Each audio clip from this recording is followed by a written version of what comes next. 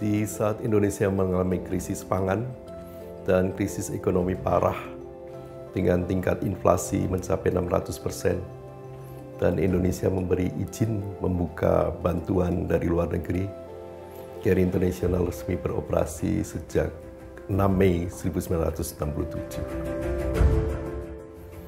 CARE International mengawali kerjanya dengan merespon banjir di Solo, kemudian ke belahan Pulau Jawa lainnya melalui program bantuan pangan, alat kesehatan, program beasiswa kedokteran, dan pembangunan infrastruktur.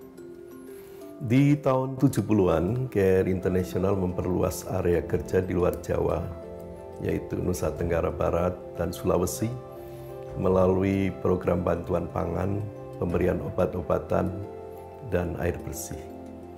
Di era 1980-an, CARE International Indonesia di bawah bimbingan CARE Kanada dengan SIDA dan USAID sebagai donor utama memperluas program pengadaan air bersih dan sanitasi serta pertanian. Di tahun 1990-an, tepatnya Desember 1992, CARE International merespon bencana tsunami di Flores, kemudian membuka program di Timor Timur, serta memulai program lingkungan di Sumatera untuk pengendalian asap akibat pembalakan liar dan kebakaran hutan. Tahun 1996, CARE International mencoba untuk pertama kali menjadi organisasi lokal. Namun karena kurangnya kesiapan, maka lembaga baru tersebut tidak dapat berlanjut. CARE International di tahun 1998 melakukan respons terhadap El Nino atau pemanasan global dan melakukan program di Kalimantan. Di tahun 2000, CARE International merespon krisis pangan di Nusa Tenggara Timur dan Madura melalui program ketahanan pangan dan pengendalian kebakaran hutan dengan berbagai proyek seperti PENA atau Provision of Emergency Nutritional and Agriculture Assistance dan Mandiri. CARE International merespon cukup masif untuk bencana tsunami di Aceh dan Pulau Simelu dari tahun 2004 hingga pemulihannya. Dalam kurun waktu tahun 2000-an, CARE International juga merespon krisis Poso, wabah flu burung, tuberkulosis dan malaria, serta gempa Yogyakarta 2006. Tahun 2010, CARE International mulai mengubah cara bekerja dari proyek menjadi pendekatan program. Sebuah pendekatan yang dilakukan dengan mengembangkan proyek-proyek yang memungkinkan untuk dilakukan agar lebih fokus, efektif, merata, dan mencapai sasaran program.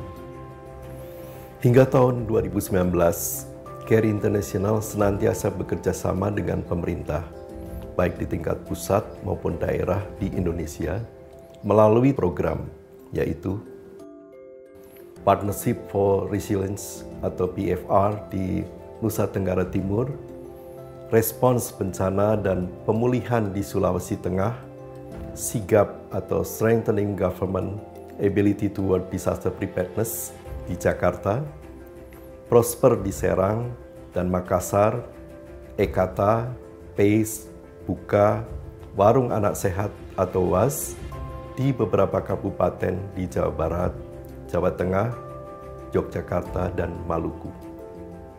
Di tahun 2011 dimulainya kembali wacana untuk pembentukan CARE International menjadi organisasi nasional. Yayasan CARE Peduli akan resmi beroperasi sejalan berakhirnya kesepakatan kerjasama CARE International di Indonesia. Proses peralihan dan pelimpahan dilakukan dengan berkonsultasi dan berdiskusi seksama antara CARE dengan pemerintah Indonesia, agar Yayasan CARE Peduli dapat berjalan dengan baik ke depannya. Perjalanan 52 tahun CARE International di Indonesia akan segera berakhir. Mewariskan jejak dan landasan yang baik untuk Yayasan CARE Peduli memulai kiprahnya menjadi pelaku aktif di negeri Indonesia.